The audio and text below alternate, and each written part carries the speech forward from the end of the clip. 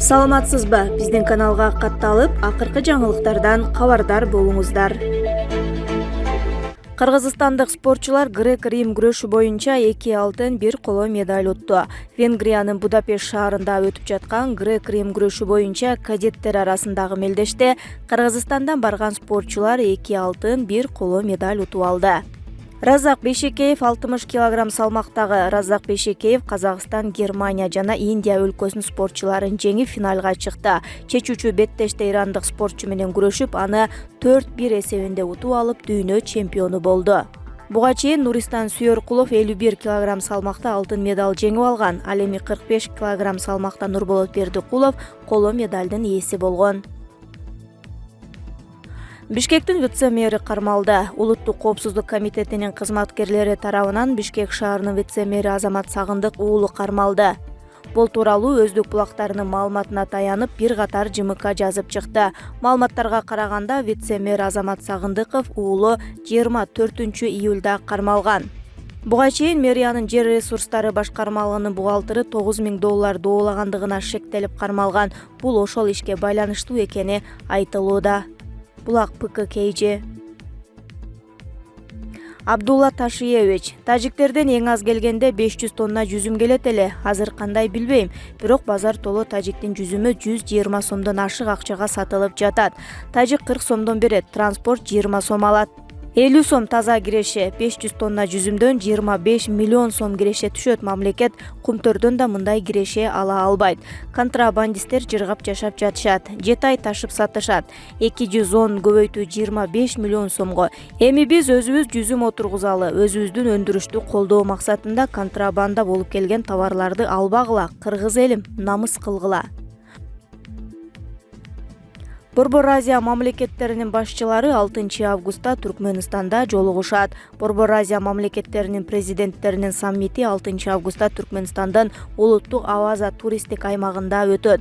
24 июлда Өзбекстандын президенти Шавкат Мирзоев менен Түркмөнстандын президенти Гурбангулы Бердимухамбетов телефон аркылуу сүйлөшүп, жолугушууга карата көрүлүп жаткан даярдыктарды талкуулаган. Анда иш-чаранын күн тартиби жана жолугушууну өткөрүүнүн программасы тууралуу сөз болгон.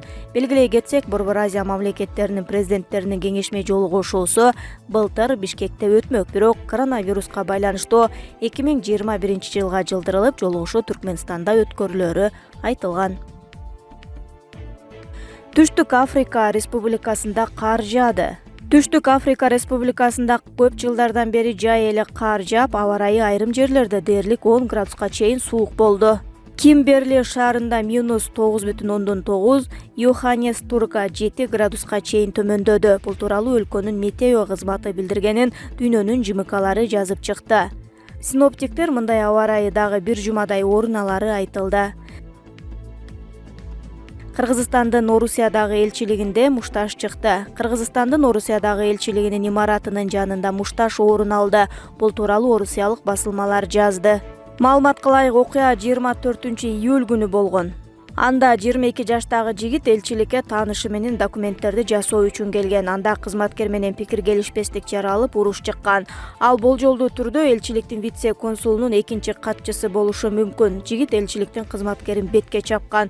Учурда укук коргоо органдары териштирүү иштерин жүргүзүп жатканы айтылды. Элчилик бул боюнча үн ката элек. Булак говорит ТВ. COVID-19 973 адамдан аныкталып, 12 бейтап көз жумду. Бүгүн 26 июлга караган суткада Кыргызстанда дагы 973 адам коронавирус менен каттоого алынды.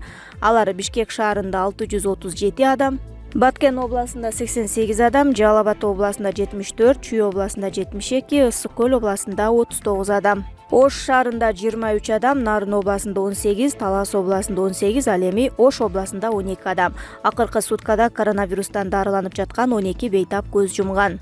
Саламаттыкты сактоо жана социалдык өнүктүрүү министрлигинин маалыматы боюнча, пандемия башталгандан бери Кыргызстанда жалпы 158.120 адам коронавирус менен катталган.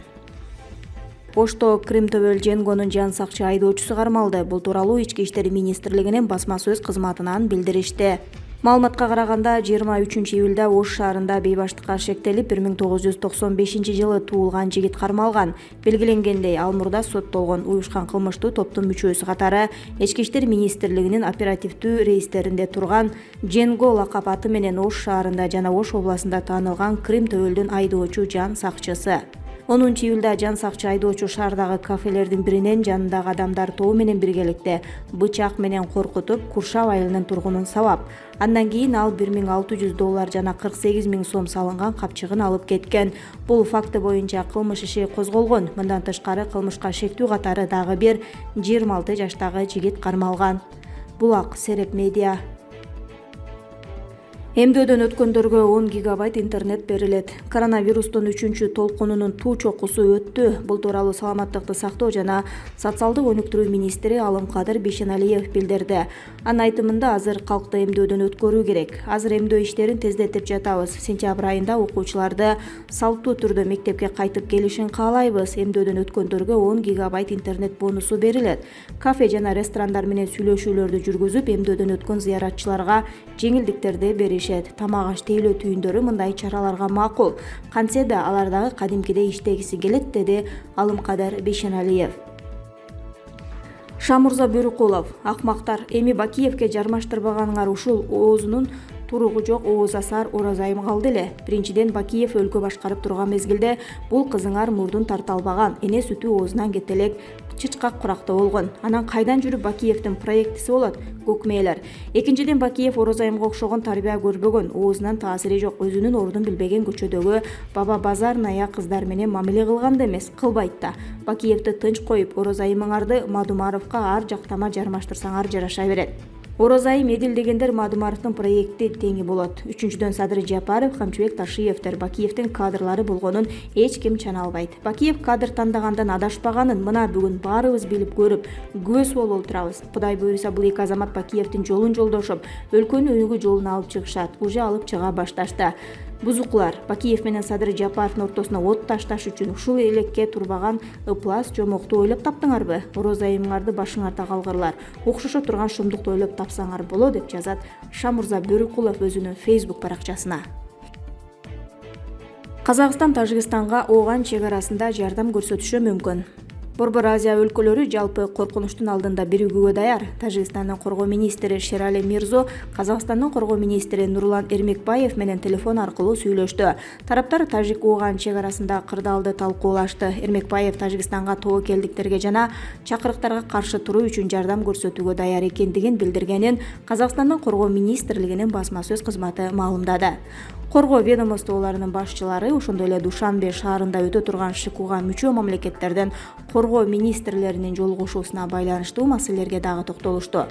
Эске салсак, Ауганстанда өкмөттүк аскерлер менен Талибандын ортосунда тирешүү жүрүп жатат. Согушкерлер жаңы күч менен июнь айынын аягында америкалык аскерлер өлкөдөн чыгып кетип, учурда активдеше баштаган.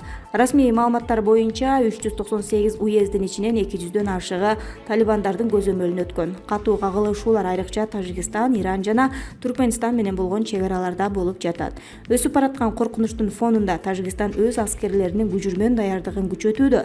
Запастагы аскер кызматкерлерин уюштурулуп, ушул жумада өлкө боюнча аскерлерди массалык текшерүү жүрөт.